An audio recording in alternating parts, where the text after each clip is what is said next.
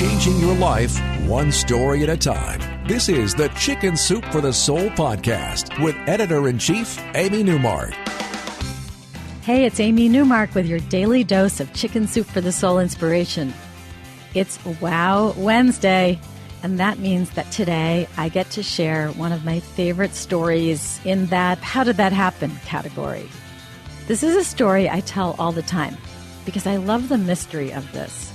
It's from our book, Chicken Soup for the Soul, Touched by an Angel, and it's by Johanna Richardson.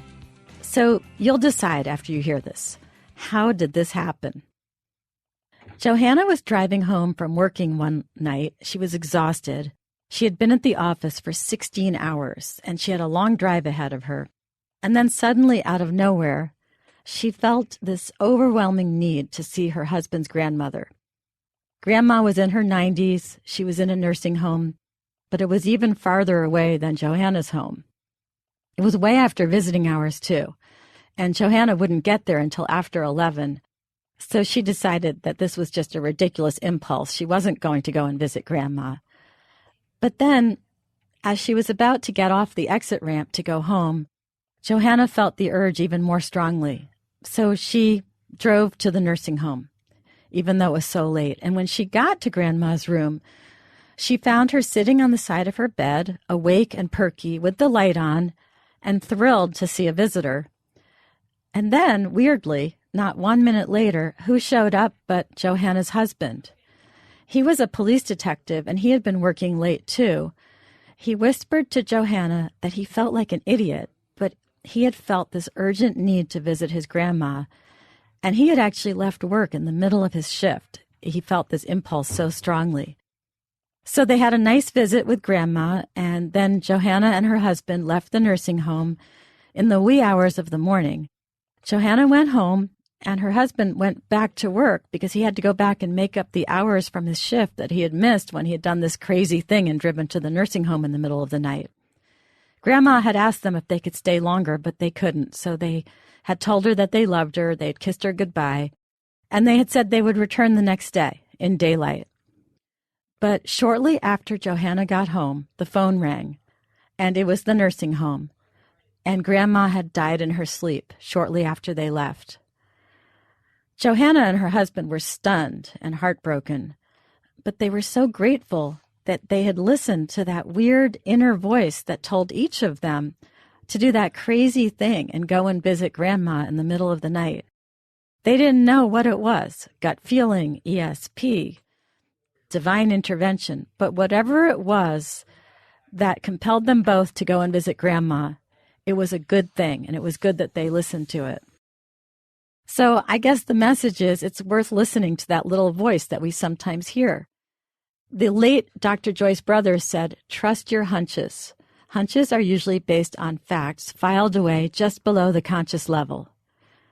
And I think it's true. Sometimes your gut tells you something that you wouldn't glean from just reviewing the known facts. But then, sometimes there are even more mysterious gut feelings that don't come from a subconscious review of the facts. And we have another story in the Touched by an Angel book. It's by Susanna Lee. Susanna was a well-known actress in the 1960s and 70s. She appeared opposite stars such as Tony Curtis and Elvis Presley. And she was making a movie back then, and she was booked to fly from London to Rome to shoot a new film on location in Italy. But on the way to the airport in London, something told her not to get on the plane. And that little voice spoke to her 3 times. So when she refused to get on the flight she was supposed to take, her PR people were not happy because at the Rome end of it, they had the press waiting to interview her and photograph her as she got off the airplane. And it wasn't like there were cell phones back then to let everybody know that the plans were changing. But Susanna was adamant, and she ended up taking a later flight to Rome. And as she landed in Rome, she saw out the window the wreckage of the earlier flight that she had refused to go on. That plane had crashed on landing.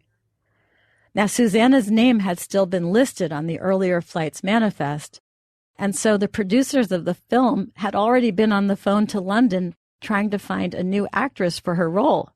Everyone was in shock when Susanna walked off the later flight. And she says she felt terrible for the passengers on the earlier flight. And she says, for years, I kept quiet about the voice or feeling warning me not to get on the plane. However these things happened, I think it's a good reminder to us to pay attention to our inner voices. We shouldn't be embarrassed to stand our ground when we have a strong feeling about something. I really love these stories. They definitely make you stop and think. And we'll stop and think again tomorrow, which is Thoughtful Thursday, when I talk to you about a very emotional story. It's about a remarkable 20-year-old woman who I had the pleasure of getting to know. And she had a very big impact on me while she was dying of cancer and writing about it. I'm Amy Newmark. Thank you for listening to the Chicken Soup for the Soul podcast today.